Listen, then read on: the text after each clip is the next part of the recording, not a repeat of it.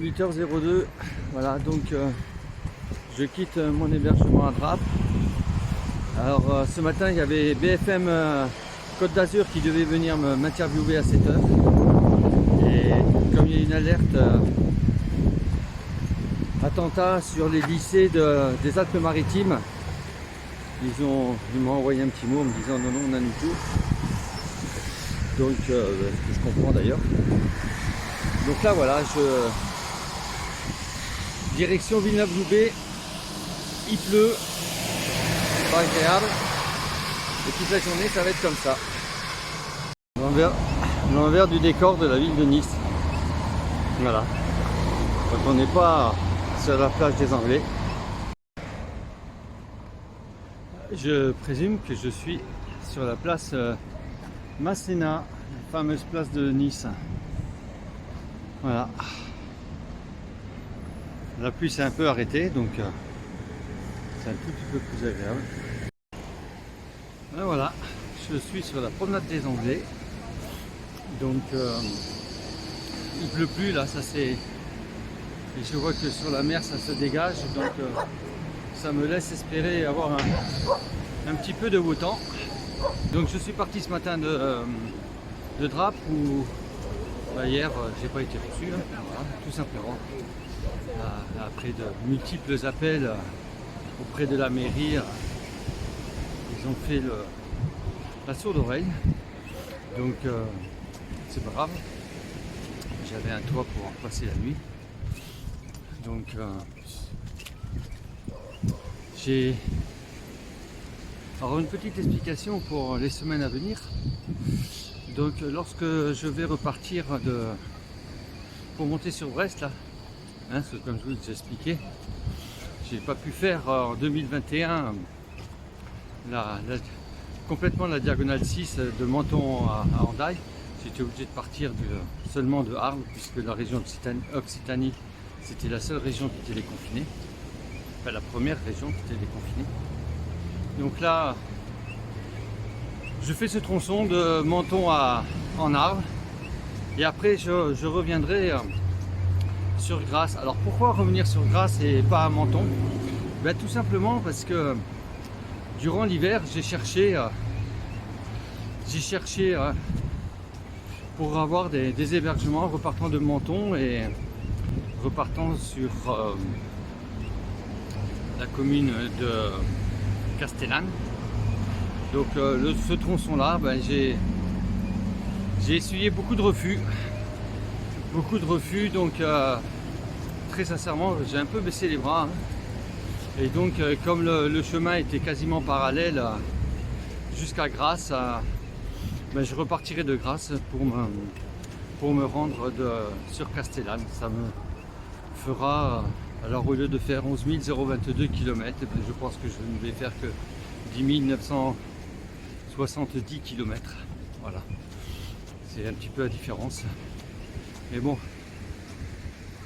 alors pendant que je suis devant, voilà, je suis devant le palais de la Méditerranée. Et vous voyez derrière moi la Grande Bleue, comme elle est bien belle. Voilà, donc là j'ai fait à peu près, pas tout à fait la moitié du parcours, pour arriver jusqu'à Villeneuve-Loubet où je suis attendu. Et donc oui, pour revenir, donc à partir de Grasse ben, jusqu'à Sisteron pour l'instant, et une grande partie enfin même quasiment jusqu'à Monistrol-sur-Loire, quasiment les 2/3 des étapes sont déjà couvertes. Donc ça c'est bien. Il nous reste encore du travail pour mes routeurs. Donc voilà pourquoi il y a une petite modification dans le tracé des 9 diagonales, sachant que le parcours Menton-Grasse était donc un parcours similaire.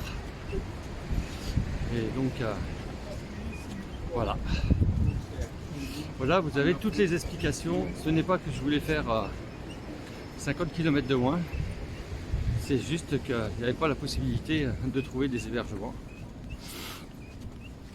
Très compliqué, voilà, comme aujourd'hui Initialement, c'était pas prévu que j'aille sur Villeneuve-Loubet, mais plutôt à la Colle-sur-Loup et les autres communes autour. Et la seule commune qui a accepté de m'accueillir, c'est la commune de Villeneuve-Loubet. Donc, vous voyez, constamment obligé de modifier un petit peu les parcours. Petite explication également, même sur la commune de Grasse où je passe demain et où je reviendrai. Donc, malgré tous les réseaux, on a eu énormément de mal à trouver parce que la mairie de Grasse a fait savoir qu'elle n'était pas du tout intéressée par l'action que je faisais, et donc de parler de la sclérose en plaques et d'organiser une réunion de sensibilisation. Donc on a un petit peu galéré beaucoup même, parce que l'hébergement on l'a trouvé il y a 2 jours seulement. Donc voilà, pour vous rendre compte de la problématique qu'on peut rencontrer tous les jours. Alors moi en marchant, là pour mes routeurs, pour Jean-Marie là en ce moment qui fait le routage, il galère. Voilà.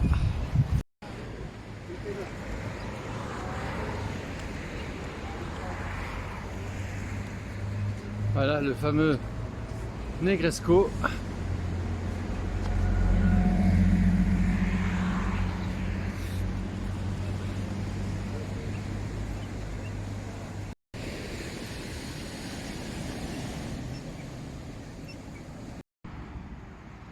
Voilà, je longe l'aéroport de Nice, Côte d'Azur.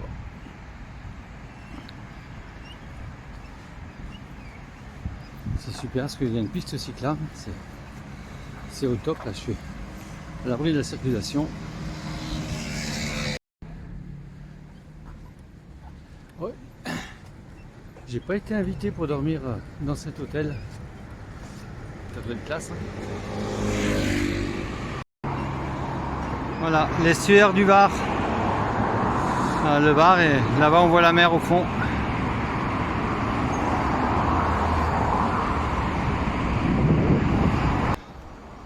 Un petit panoramique de la baie des Anges depuis Cagnes-sur-Mer. Bon, j'ai passé un bon moment là où j'étais au sec, et puis là, vous voyez au fond là, il y a un grain qui arrive. Donc je pense que je vais pas finir au sec pour arriver sur Saint-Laurent. Il me reste environ 5 km. Voilà. Donc la baie des Anges, voilà, enfin une partie. Là c'est la vue depuis Cagnes. Là, juste de l'autre côté de cette oued, c'est Saint-Laurent, Saint-Laurent-du-Var. Voilà. Et moi je vais rentrer dans le pays maintenant. Je vais quitter le bord de mer.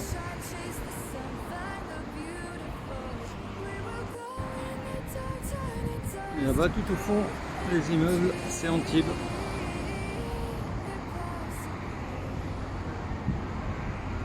Voilà. J'arrive donc à Villeneuve-Loubet sous la pluie. Je pensais arriver à l'échapper parce que j'ai eu 2 heures de tranquillité et la mer était dégagée. Mais non, c'est arrivé. Donc Villeneuve-Loubet, ou quelques noms célèbres. Tout d'abord Auguste Escoffier qui inventa la pêche melba en faveur et il donna le nom par rapport à Nelly Melba, une cantatrice australienne. Et puis Philippe Pétain a vécu à Villeneuve-Loubet dans sa demeure de l'Ermitage. Voilà, il y a d'autres noms. Excusez, j'ai pas tout retenu.